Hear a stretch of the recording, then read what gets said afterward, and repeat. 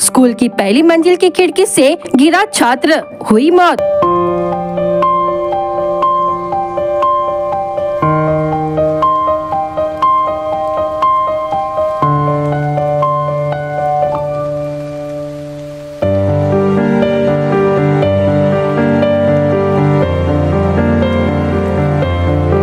खिड़की के पास खड़ा था, पैर फिसला। केसलवाड़ा वाग के सैनिक विद्यालय में हुआ हादसा।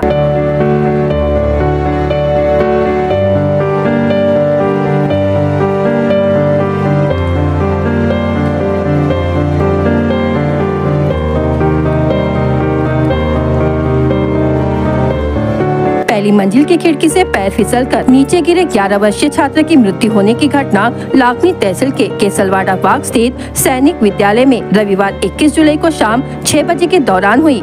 इस घटना से सैनिक विद्यालय में डर का माहौल निर्माण हो गया है। मृतक का नाम गोंदिया जिले के नवेगांव बान निवासी धीरज सीताराम फलते है। लक्ष्मी शिक्षा संस्था द्वारा संचालित सैनिक विद्यालय केसलवाड़ा बाग में धीरज कक्षा 6वीं में अध्ययनरत था। 5-6 दिन पूर्व ही वह शाला में आया था। शाम को करीब 6 बजे के दौरान वह शाला की पहली मंजिल पर गया। खिड़की से पैर फिसलने के कारण वह नीचे गिर गया। सिर में चोट लगने के कारण गंभीर घायल हुआ। यह घटना शालेय प्रशासन के ध्यान में आते ही धीरज को लाखनी के ग्रामीण अस्पताल में भर्ती किया गया। वैद्य के अधिकारी ने उसकी जांच कर मृत घोषित किया। घटना की जानकारी लाखनी पुलिस को दी गई। सहायक पुलिस निरीक्षक आशीष चिलांगे, पुलिस नायक कांतीश करांडे ने अस्पताल में पहुंचकर कार्रवाई की और शव को शव विच्छेदन के लिए भेजा। लाखनी पुलिस ने आकस्मिक मृत्यु दर्ज की है। इस घटना से शालेय छात्रों में डर का माहौल निर्माण हो गया है।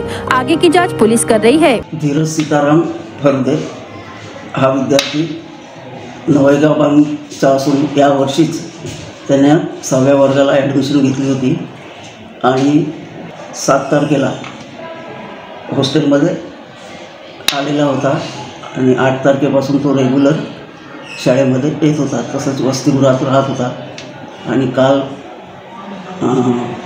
दिनांक 21/7/2024 रविवारला सायंकाळी 5 वाजता तो घरी जाण्याच्या मनस्थितीत होता आणि त्याला त्याचे मामा नवरासी सर हे आमच्या शाळेमध्ये शिक्षक आहेत। त्यांनी त्याला आईशी बोलणं करून दिलं, वडिलांशी बोलणं करून दिलं।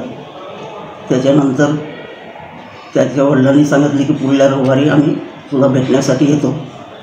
5 वाजता गृहातल्या पहिल्या मजल्यावरील खिडकीतून खाली तो स्लिप झाला आणि चालता चालता म्हणजे काय म्हणतात त्या सज्जावरून चालता चालता त्याचा पाय स्लिप होऊन तो खाली पडला। लगेच शाळेच्या गाडीने त्याला ग्रामीण रुग्णालयामध्ये ॲडमिट केलं। तेव्हा डॉक्टरने त्याला मृत घोषित केलं आणि त्याचे क्लास टीचर जे हे आहेत साखरे सर त्याला नेहमीच फोन लावून दिला। त्यांना शुक्रवारला पण विद्यार्थ्याला त्याच्या पालकाशी बोलणं करून दिलं होतं, पण त्याचं म्हणणं पालकाशी असंच होतं की मला इथं करमत नाही।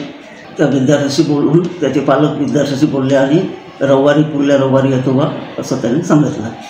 त्याच्यामध्ये घातपाताचा काही संशय नाही।